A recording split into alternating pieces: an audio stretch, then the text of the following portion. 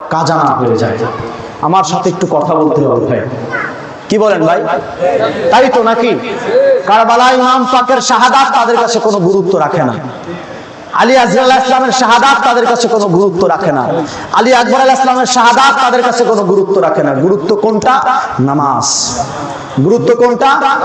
জোরে বলেন, গুরুত্ব কোনটা? নামাজ।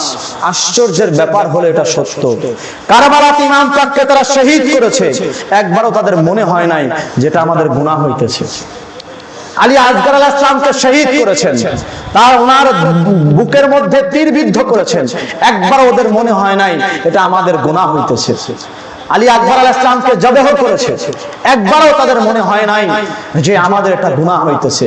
গুনাহ মনে হয়েছে কোনটা? যে আসরের নামাজ যদি কাজা হয়ে যায়, এক ওয়াক্ত নামাজ কাজা করলে 80 হুকবা দোজখে থাকা লাগবে, এত বড় গুনাহ আমরা করতে পারবো না। একটাবার জোরে নাউজুবিল্লাহ বলা যাবে কিনা বলেন? ইমাম পাককে শহীদ করেছে, গুনাহ মনে হয় নাই। 72 জন শহীদানের পবিত্র দেহ মুবারকের উপর দিয়ে তেজি ঘোড়া লড়াই দিছে, একবারও গুনাহ মনে হয় নাই। 3টা দিন ফোরাত নদীর পানি অবরোধ করে রেখেছে, ছোট ছোট বাচ্চাদের জিহ্বাটা শুকায়া কাঠ হয়ে গেছে, একটা বড় মনে হয় নাই যে আমরা গুনাহ করতেছি, মনে হয় নাই। হয়েছে? মনে হয়েছে? বলেন। গুনাহ আসলো কোন সময়? গুনার চিন্তা কখন আসলো? যখন দেখলো বেলা পড়ে যাইতেছে, বেলা পড়ে যাইতেছে, তাহলে তো আসরের টাইম হয়ে যাবে। তো যদি এই কতল করতে গিয়ে যদি আসরের নামাজ কাজা হয়ে যায়, তো আল্লাহর সামনে দাঁড়ায় কি জবাব দিব? নাউজুবিল্লাহ পড়েন না ভাই। আমি আপনাদেরকে কারবালার এই ঘটনাগুলো এজন্য শোনাইতেছি না যে আপনারা জানেন না, আমি জানি এগুলো আপনারা জানেন, বাট আমি আপনাদের সামনে এগুলো তুলে ধরতেছি আমার সমাজের প্রেক্ষাপটের সাথে মিলানোর জন্য, আমার সমাজের প্রেক্ষাপটের সাথে মিলিয়ে দেখানোর জন্য আপনাদেরকে। যে আজ আপনি আমার সমাজের দিকে তাকান, আজ আপনি আমার সমাজের দিকে তাকান, আমার সমাজ ব্যবস্থার দিকে তাকান, আমার মসজিদের খতিব সাহেবের ওয়াজের দিকে তাকান, তাফসীরুল কোরআন মাহফিলের দিকে তাকান, আজ আপনি চায়ের দোকানের আড্ডার দিকে তাকান, মসজিদে বসে বসে আলাপ আলোচনার দিকে তাকান, প্রত্যেকটা জায়গায় নামাজ গুরুত্ব পায়, আহলে বাইত গুরুত্ব পায় না। কথা বলতে হবে ভাই। নামাজ ঠিকই তার জায়গায় গুরুত্ব পেয়ে গেছে, কিন্তু আহলে বাইত তাদের কাছে কখনো গুরুত্ব পায় নাই। এই জন্য কারবালা থেকে তারা কোনো কিছু নিতে পারে নাই, কারবালার কোনো শিক্ষা তারা নিতে পারে নাই।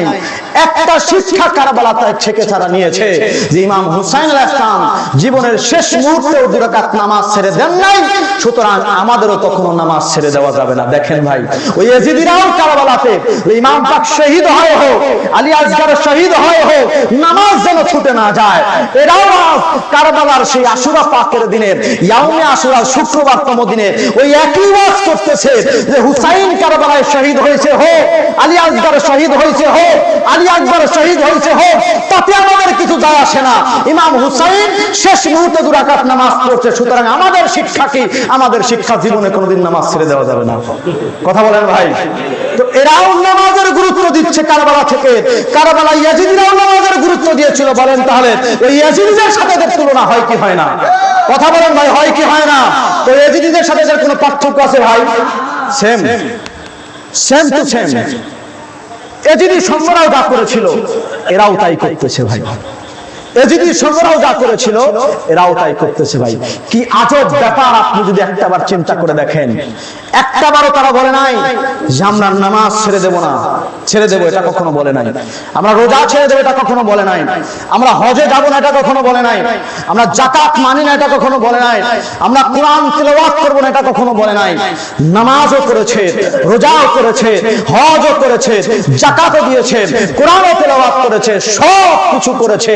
এই সব তাদের কাছে গুরুত্বপূর্ণ মনে হয়েছে শুধুমাত্র ইমাম পাক ব্যতীত, আহলে বাইত ব্যতীত, আমার নবীর পরিবার ব্যতীত বাকি সব তাদের মাঝে ছিল। ছিল কি ছিল না বলেন? এবং শুধু তাই নয়, টুপিটাও ছিল মাথায়।